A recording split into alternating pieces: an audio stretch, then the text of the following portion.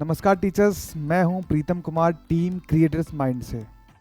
और आज ये आप पहला वीडियो देखेंगे हमारा क्रिएटर्स माइंड टीम के यूट्यूब चैनल पर।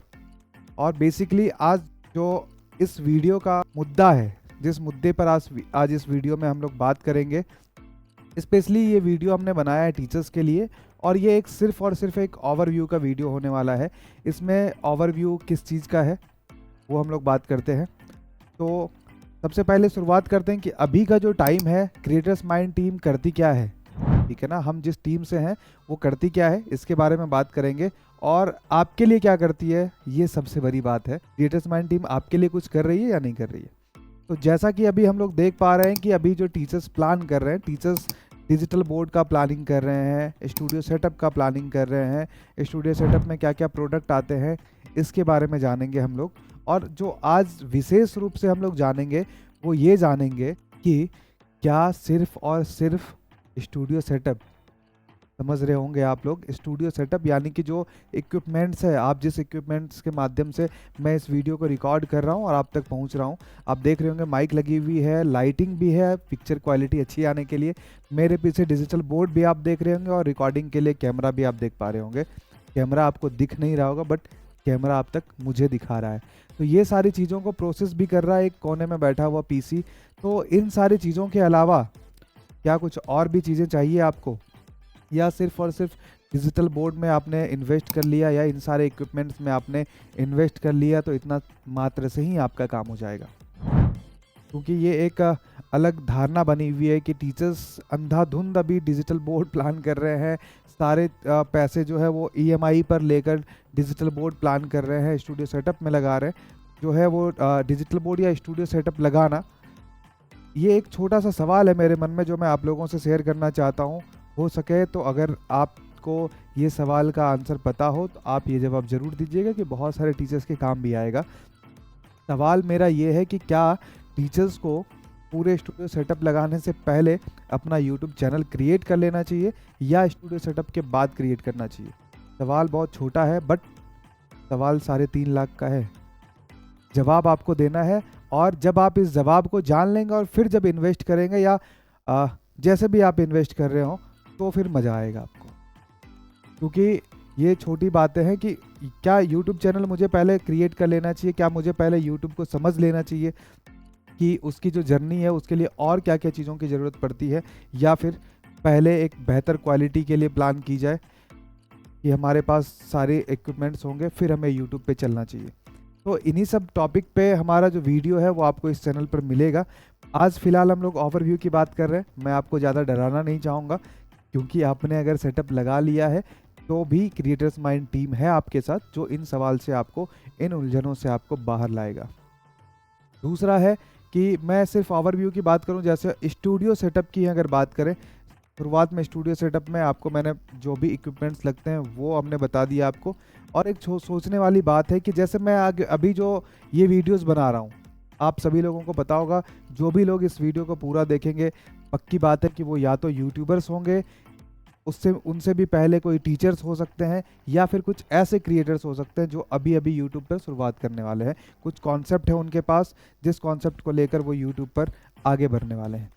तो उनके लिए ही ये वीडियो, और उन तक अगर मेरी वीडियो ना पहुंचे तो क्या मेरा वीडियो बनाना सार्थक होगा? बिल्कुल भी नहीं।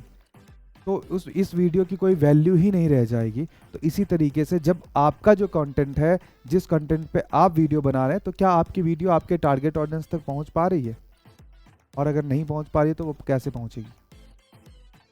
इसको भी हम लोग जानेंगे कि आपकी जो वीडियोस है, जो भी आप मेहनत कर रहे हैं, जितना भी आप इन्वेस्ट कर रहे हैं, उससे आउटपुट कैसे आता है, आपकी इनकम कैसे आएगी, और आपका जो बनाया हुआ वीडियो है वो आपके टारगेट ऑडियंस तक कैसे पहुंचेगा।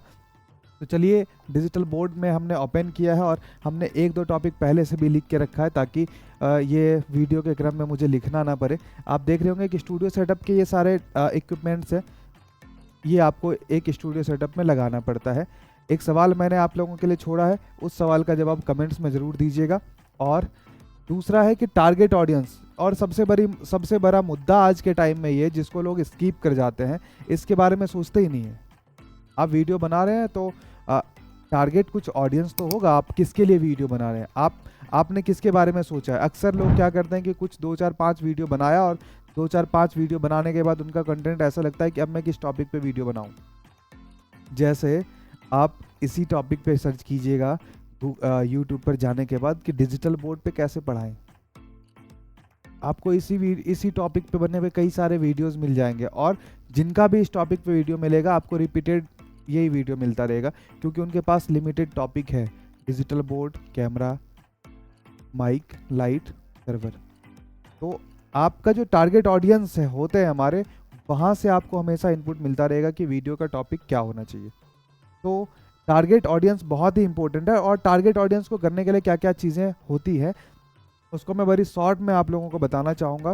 टारगेट ऑडियंस तक पहुँचने के लिए आपके पास जो रास्ता होता है वो क्या होता है। जैसे कि यूट्यूब चैनल पे अगर आपके टारगेट ऑडियंस यूट्यूब चैनल पे नहीं आ रहे हैं, आपने स्टूडेंट को टारगेट किया है और स्टूडेंट ज़्यादातर यूट्यूब पर नहीं घूम रहे, तो फिर वो रहते कहाँ हैं। टारगेट ऑडियंस का आपको प्लेस पता होना चाहिए, वो कहाँ घूम रहे हैं भाई साहब, जहाँ पे आपको भी पहुँचना चाहिए। तो टारगेट ऑडियंस अगर आपके सोशल मीडिया पर है तो सोशल मीडिया तक आपको पहुँचना पड़ेगा। वो कैसे पहुँचेंगे इस पर भी हम लोग चर्चा करेंगे नेक्स्ट वीडियो में। इस टॉपिक को सिर्फ मैं एक ओवरव्यू के लिए आपके पास रख रहा हूँ, और इस टॉपिक को बहुत ही बारीकी से हम लोग जानेंगे कि ये टारगेट ऑडियंस जो होगा उस टारगेट ऑडियंस के लिए आपको क्या क्या चीज़ें करनी चाहिए, कैसे करनी चाहिए, उसमें क्या क्या चीज़ों का ध्यान आपको रखना पड़ता है। अगर मैं कोई एक प्रोडक्ट लॉन्च करूं, जैसे मैंने प्रीतम कुमार ने एक लिपस्टिक लॉन्च किया, और लिपस्टिक जो है अगर सिर्फ बॉयज़ को दिखे सोशल मीडिया पर, तो हमारे लिपस्टिक बनाने का जो प्रॉफिट होना चाहिए, जो उद्देश्य है, वो पूरा नहीं होगा।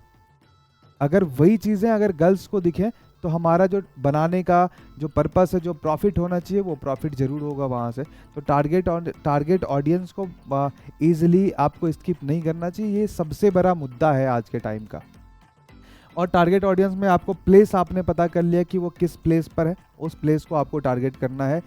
एज ग्रुप को टारगेट करना है, वो कहाँ कहाँ क्या क्या चीज़ें, उनका डिमांड क्या है, वो क्या चाहते हैं, उनकी रिक्वायरमेंट क्या है, इन चीज़ों को समझना पड़ेगा। और वहाँ तक पहुँचने के लिए क्या क्या साधन है उस पर भी ध्यान देना पड़ेगा। आपने चलिए टारगेट ऑडियंस का प्लेस भी पता कर लिया कि मान लीजिए वो सोशल मीडिया पर है, सोशल मीडिया पर आप चले गए, और इसके बाद ऑडियंस के प्लेस को पता करने के बाद आपने उसके लिए डिजिटल मार्केटिंग, फिर ये डिजिटल मार्केटिंग कैसे होगा, उसके लिए क्या क्या चीज़ें तैयारियां करनी पड़ेगी आपको, वो मैटर करता है। और ओवरऑल खास करके जब बात करते हैं कि आपके जो इनकम का, जो इतना आप पेमेंट इन्वेस्ट कर रहे हैं, उसके लिए जो इनकम आपको आना है वो आता है। और आपके लिए जो क्रिएटर्स माइंड टीम जो है एक एप्लीकेशन बनाती है, ठीक है, टीचिंग एप्लीकेशन जिसको कहते हैं, ऐप के माध्यम से आपके पास इनकम आता है। और जब भी ऐप की बात आ गई, और ऐप के माध्यम से चाहे आप टीचर्स हो या कुछ भी हो, करना तो आपको भी सेल ही है। आप अगर कोई भी कोर्स सेल आउट कर रहे हैं, नोट्स सेल कर रहे हैं, ओवरऑल ये सेल है। और जब बात सेल की आती है, जब बात सेल्स की आएगी, तो सेल्स में सबसे इम्पोर्टेंट चीज़ें होती है ट्रस्ट का। आपके जो बच्चे ऑफलाइन आपसे पढ़ाई कर रहे हैं, फिजिकली आपको जानते हैं, उन्होंने आपको पेमेंट कर दिया, आप उनको पढ़ा देंगे। बट जो बच्चे दूर में पढ़ाई कर रहे हैं आपसे, जो आपका कोर्स परचेज करना चाह रहे हैं, वो कैसे ट्रस्ट करके आपको पेमेंट करेगा ऑनलाइन, ये कभी सोचा है आपने? और अगर आप इसके बारे में सोचते हैं तो उसके लिए मैटर करता है, बहुत सारे टीचर्स वेबसाइट की कोई वैल्यू नहीं समझते हैं। को लगता है वेबसाइट में एप्लीकेशन बनाने के बाद बना लूँगा ना, लेकिन नहीं, वेबसाइट आप बनाए ना बनाए, आपको ट्रस्ट बिल्डअप करने के लिए, आपके जो ऑडियंस है उस ऑडियंस को ट्रस्ट करने के लिए आपके ऊपर जो भी सर्च इंजन है, जहाँ भी आपके जो ऑडियंस है वो सर्च करते हैं आपको, जहाँ पर भी आपकी वो इन्फॉर्मेशन निकालते हैं, उस जगह पर आपकी पूरी इन्फॉर्मेशन होनी चाहिए। वो जगह होता है आपका गूगल हो सकता है, सर्च इंजन जिसको हम लोग कहते हैं, या आपका पर्सनल एप्लीकेशन हो सकता है। अगर आप उसमें इन्वेस्ट नहीं करना चाह रहे हैं वेबसाइट में, तो आप उस वेबसाइट के जगह पे गूगल माई बिजनेस, वहाँ पर भी आप अपनी इन्फॉर्मेशन फ्री ऑफ कॉस्ट डाल सकते हैं। ओवरऑल मेरे कहने का मतलब ये है कि इन्वेस्टमेंट नहीं, इन्वेस्टमेंट से पहले आपकी प्लानिंग होनी चाहिए। आप जो इतना सारा इन्वेस्ट कर रहे हैं उसके पीछे प्लानिंग क्या है। आपकी इन्फॉर्मेशन अगर वहाँ पर मिल जाएगी, गूगल पर जब भी स्टूडेंट सर्च करेंगे तो बहुत ही आसानी से आपके बारे में सारी इन्फॉर्मेशन, जैसे कि आपने कब से कोचिंग स्टार्ट किया है, कितने बच्चों का रिजल्ट आया है, वहाँ से कौन कौन से फैकल्टीज़ हैं, टाइमिंग क्या है, आपके क्या कहते हैं विज़न क्या है आपके कोचिंग क्लास का, मिशन क्या है आपके कोचिंग क्लास का, ये सारी चीज़ें time table A to Z information उनको वेबसाइट के माध्यम से या गूगल के माध्यम से आपसे मिल पाएगा। एप्लीकेशन तो एक मात्र दुकान है जहाँ से आप अपने कोर्स को सेल करते हैं, मैं अपने प्रोडक्ट को सेल करता हूँ, बहुत सारी कंपनियां जो अपने अपने प्रोडक्ट को सेल करता है। तो एप्लीकेशन सिर्फ एक दुकान की तरह यूज़ करें, बट ट्रस्ट के लिए आपको अपने सर्च इंजन को, यानी कि सर्च इंजन हो या वेबसाइट को, आपको वहाँ पे अपडेट रखना पड़ेगा। इस पर और भी बारीकी से बात करेंगे कि वेबसाइट पर कैसे इन्फॉर्मेशन आप अपडेट करते हैं, SEO क्या होता है, डिजिटल मार्केटिंग क्या होता है, आपके लिए क्या क्या चीज़ें ज़रूरी हैं, ठीक है। बट अभी फ़िलहाल मेरे ओवरऑल मैं बताना चाहता हूँ कि जितनी भी अभी हमने बात की उसके कहने का 100 बात की एक बात बस इतनी है कि अगर आप ये सारे इक्विपमेंट्स में इन्वेस्ट कर रहे हैं तो उसके लिए आपके पास एक बेहतर प्लान होना चाहिए। और सवाल हमने आपके लिए छोड़ा है कि प्लान क्या इन्वेस्टमेंट करने के बाद करना है आपको या इन्वेस्टमेंट करने से पहले करना है। तो आप जुड़ सकते हैं, इससे रिलेटेड बात कर सकते हैं आप हमारी टीम से।